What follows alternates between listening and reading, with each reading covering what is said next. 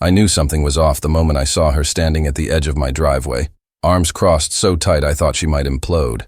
She had that look, the kind you see on people who take themselves way too seriously, like a middle school hall monitor with a clipboard and a grudge. "Excuse me?" she called out, voice as sharp as a rusty nail. "You can't have that there." I blinked, stepping back from the fresh coat of paint on my mailbox. "I'm sorry?" "Your mailbox," she said, pointing like it personally offended her. "It's blue." I stared at it. It was navy, a subtle, inoffensive shade I'd picked out because the old one had been rusting to pieces. It matched my shutters. It looked good. And more importantly, it was my damn mailbox.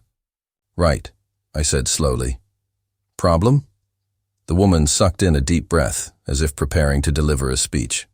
"According to the HOA guidelines," she began, drawing out the words like they were scripture, "all mailboxes must be either black or white."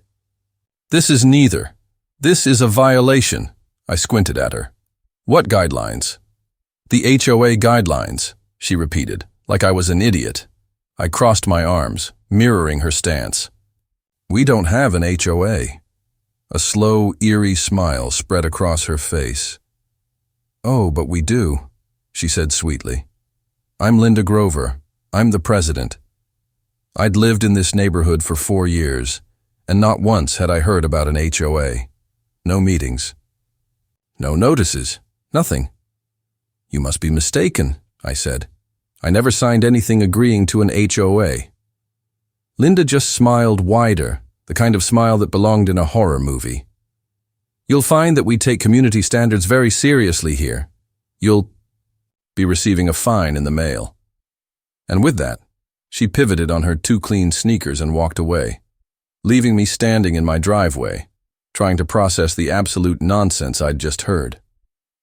I figured that was the end of it. Just some neighborhood busybody with too much time on her hands. But 2 days later, I opened my mailbox, my perfectly fine navy mailbox, to find a letter. "Violation notice." It read in bold red letters. I laughed. Out loud. They were fining me $200 for an unauthorized mailbox color. There was even a threat about additional fees for non-compliance. Linda's number was at the bottom of the page. I called immediately. "Linda speaking?" she chirped. "Hi, yeah, it's me. The guy with the unauthorized mailbox." Silence. "I'm not paying this," I said. "You don't run a real HOA. There's no record of it anywhere." I checked. "Oh, I assure you it's very real," she said, voice sickly sweet. "And non-payment will result in additional fines and legal action." "Legal action?"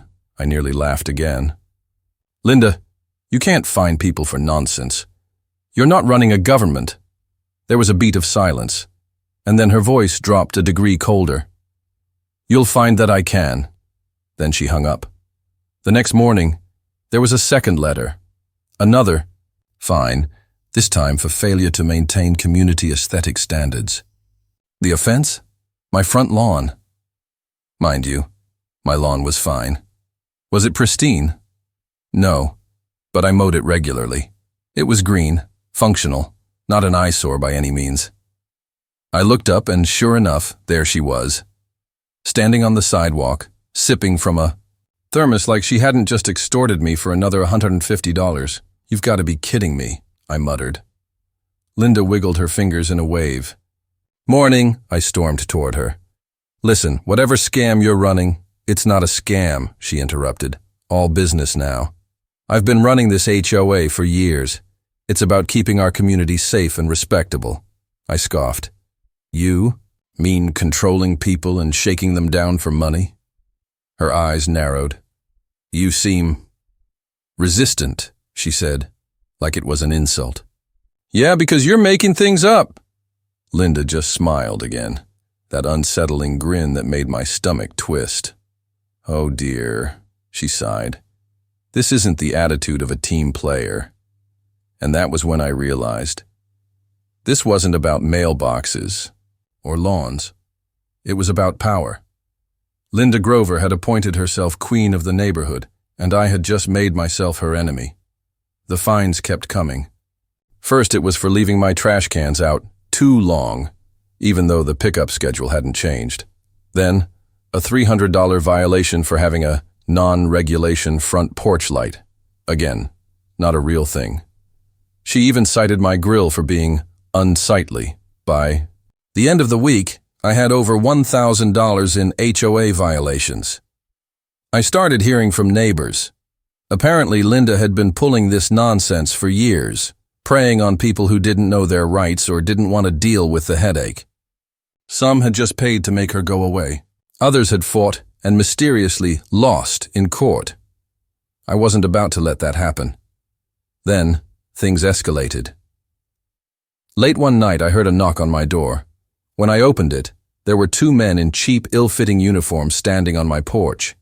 "Sir, we're here to discuss your non-compliance with the HOA." I stared at them. "Who the hell are you?" One of them flashed what looked like a badge, but something was off. No names, no numbers, just a generic HOA enforcement emblem. Linda had hired fake cops. I folded my arms. "That's cute. You know I am the chief of police, right?" The two guys paled. I stepped forward, lowering my voice. "And impersonating law enforcement? That's a felony." They bolted before I could even pull my phone out. I turned back toward my house, my heart pounding. This wasn't just a con anymore.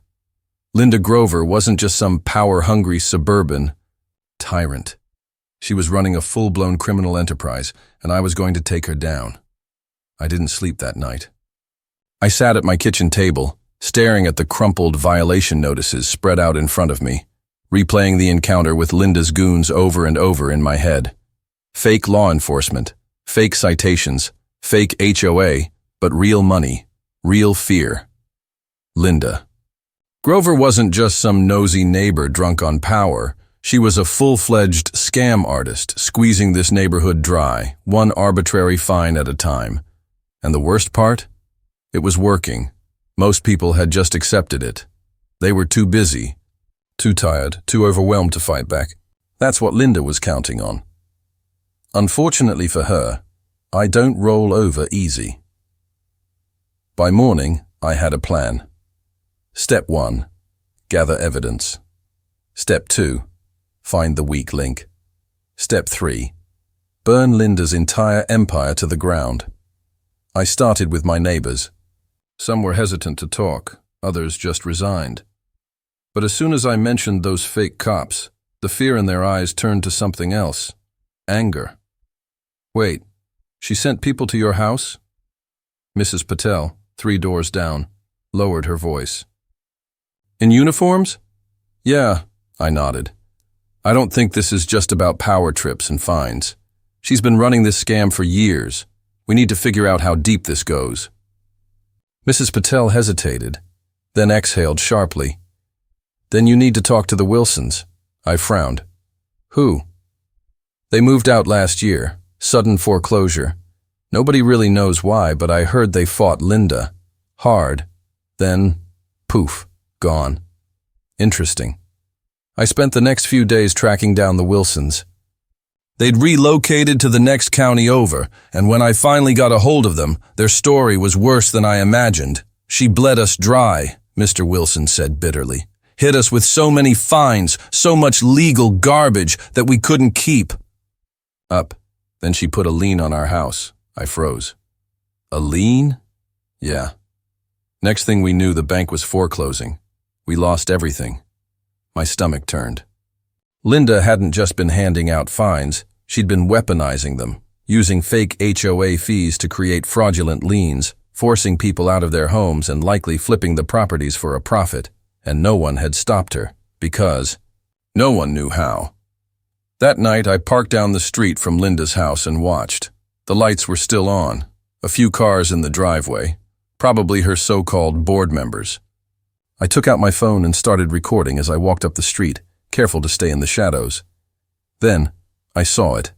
A man in a suit stepping out of her house. Not one of the fake cops. Someone else.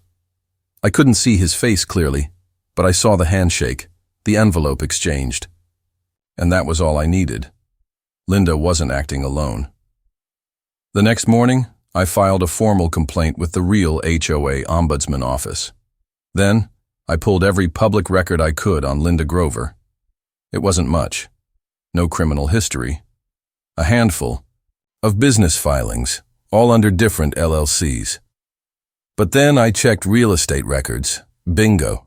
7 properties, all purchased under different names.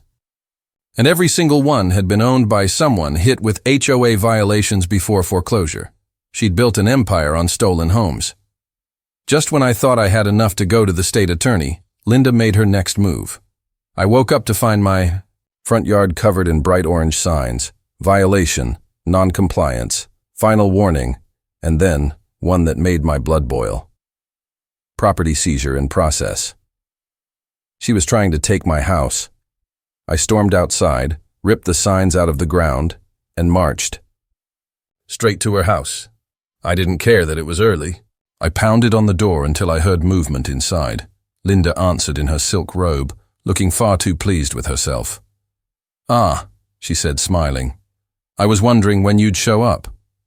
"What the hell is this?" I demanded, shoving the signs in her face. Her expression didn't even flicker. "Your unpaid violations have exceeded the threshold for further action. I'm afraid your property is now under review for foreclosure." "You don't have that authority." Linda tilted her head. "Are you sure?" She was playing a game. A dangerous one. "You're running a scam," I said coldly. "And I'm going to prove it." Her eyes darkened. "I'd be careful," she warned. "You might not like what you find." I leaned in. "Neither will you." I turned and walked away, my pulse hammering in my ears. It was time to go nuclear. That night, I did something I hadn't done in a long time. I called in a favor. A friend at the county records office got me something interesting.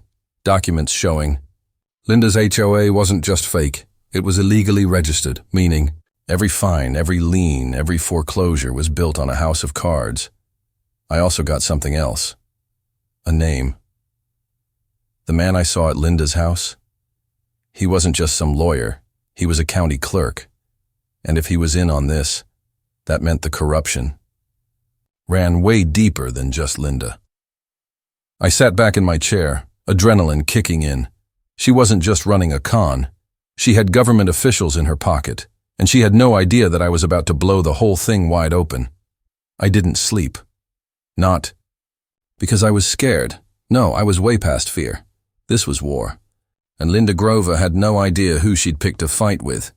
She thought she was untouchable, that her fake HOA, her bogus fines, and her little army of corrupt officials would keep her safe. She thought she could bully, intimidate, and steamroll her way into stealing my house just like she'd done to everyone else. She was wrong.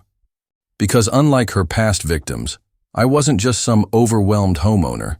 I was the chief of police, and I was about to dismantle her entire operation.